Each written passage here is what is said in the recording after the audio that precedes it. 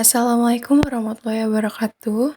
Kami mahasiswa Universitas Pakuan kelas 4L Fakultas Ekonomi dan Bisnis Prodi Manajemen.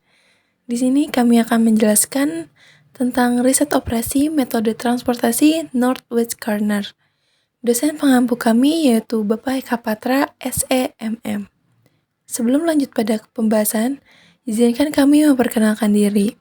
Saya Nadia Safadila Putri dengan NPM 23460 dan 5 rekan saya yaitu ada Adinda Putri Pratiwi 22509, Elga Mustika 23275, Siti Nurmala 23066, Fema Saprijal 23360, dan yang terakhir ada Fernanda 23185. Adapun pokok bahasan yang akan kami jelaskan pada video yaitu 1. Pengertian metode transportasi, 2. Ciri-ciri metode transportasi, 3. Metode yang digunakan atau macam-macam metode, dan yang terakhir contoh soal beserta penyelesaiannya.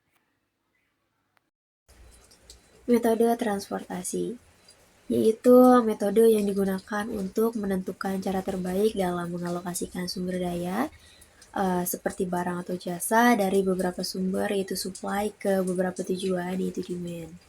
Tujuannya adalah untuk meminimalkan biaya transportasi atau memaksimalkan keuntungan. Lalu di sini ada ciri-ciri metode transportasi terbagi menjadi 4. Yang pertama itu ada alokasi sumber daya, yang dimana metode ini digunakan untuk mengalokasikan sumber daya yang terbatas dari beberapa sumber ke beberapa tujuan. Lalu yang kedua, minimisasi biaya, yaitu tujuan utamanya adalah untuk meminimalkan biaya transportasi total. Lalu yang ketiga, yaitu keseimbangan pasokan dan permintaan. Metode ini mempertimbangkan keseimbangan antara jumlah pasokan yaitu supply dan permintaan yaitu demand. Lalu yang terakhir adalah analisis biaya dan jarak. Yang biasanya biaya transportasi ini seringkali bergantung pada jarak antara sumber dan tujuan. Metode yang digunakan. 1. Ada metode Northwest Corner. Salah satu metode untuk menyelesaikan masalah transportasi dengan memulai alokasi dari pojok kiri atas atau Northwest. Yang kedua, ada metode Less Cost.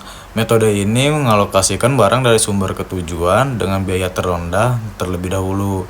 Yang ketiga, ada metode Vogel's Approximation. Metode ini memberikan perkiraan awal yang baik dengan mempertimbangkan penalti biaya untuk setiap sel. Di sini ada contoh soal dan cara penyelesaian. Contoh soal yang pertama, sebuah perusahaan pasar mempunyai 3 pabrik. Lokasinya berbeda-beda, yaitu ada pabrik A, pabrik B, dan pabrik C. Dengan kapasitas produksi masing-masing pabrik yaitu 80, 70, 50 ton per bulan. Kapasitas produksi yang dihasilkan ditampilkan pada tabel berikut. Pasir yang dihasilkan dikirim ke 4 toko penjual yaitu Toko Jaya, Toko Mandiri, Toko Abadi, dan Toko Sentosa dengan permintaan masing-masing 50, 80, 40, 30 ton pasir. Jumlah permintaan untuk setiap toko penjualan ditampilkan pada tabel berikut. Toko Jaya 50, Toko Mandiri 80, Toko Abadi 40, Toko Sentosa 30. Baik, di sini kita telah terdapat soal yaitu biaya pengiriman dari masing-masing tiap pabrik. Jadi di sini datanya kita sudah melihat asal pabrik A, B, C dan lokasi tujuannya. Ya, jadi pabrik A itu biaya pengirimannya ke Toko Jaya yaitu sekitar 5.000, ke Toko Mandiri 10.000, lalu ke Toko Abadi 20.000, lalu Sentosa sekitar 10.000.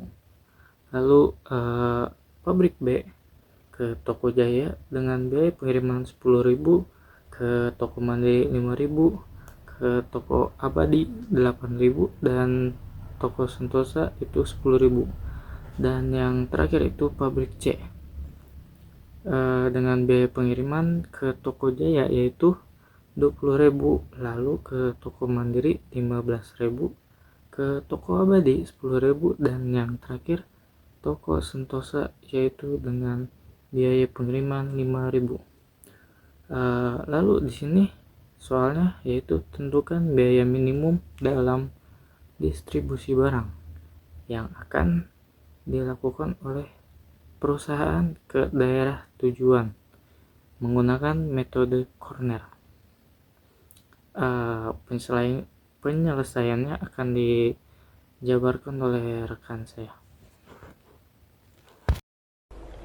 Masuk ke penyelesaian. Untuk memecahkan masalah transportasi dengan metode sudut barat, pertama dengan sudut barat dan mengalokasikan sejumlah barang yang sesuai. Kita memiliki 3 pabrik, yaitu ada A, B, dan C sebagai sumber, dan 4 toko, yaitu ada toko Jaya, Mandiri, Abadi, dan Sentosa sebagai tujuan. Setiap pabrik memiliki kapasitas penawaran tertentu, dan setiap toko memiliki jumlah permintaan yang harus dipenuhi. Pada tabel, kita mulai alokasi dari pojok kiri atas, yaitu pabrik A ke toko Jaya. Kemudian bergerak ke kanan atau ke bawah, tergantung pada sisa permintaan dan penawaran yang ada.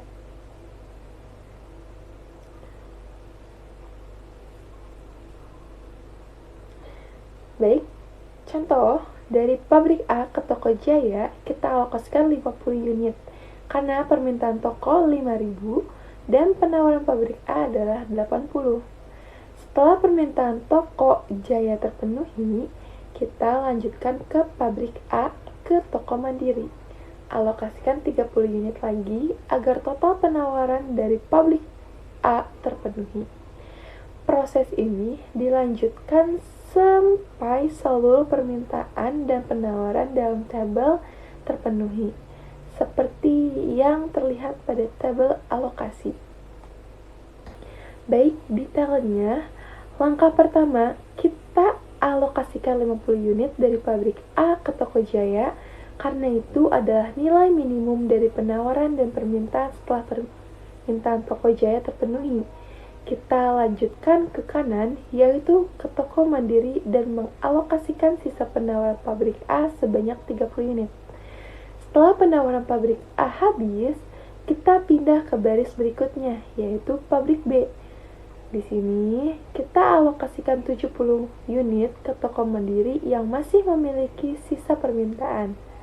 Kemudian, kita lanjut ke pabrik C, mengalokasikan 50 unit ke toko Abadi dan 50 unit lagi ke toko Sentosa, sehingga semua penawaran dan permintaan terpenuhi. Dari hasil ini, kita sudah mendapatkan solusi awal yang fleksibel. Nah, berikut ada aliran barang, harga, dan biaya yang dirangkum pada tabel. Nah, di dalam tabel itu ada aliran, jumlah, harga, dan biaya.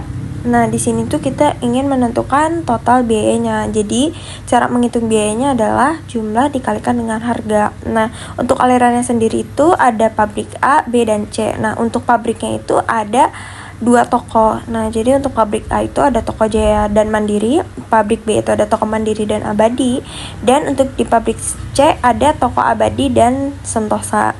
Nah, di dalam tabel berikut ada jumlah dan harga yang sudah tertera.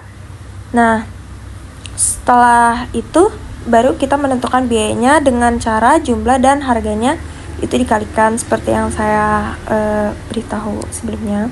Nah, setelah itu, setelah sudah ditentukan semua biayanya, baru total biayanya itu kita jumlahin semua dan baru menentukan total biayanya. Nah, untuk totalnya itu ada 1.310.000.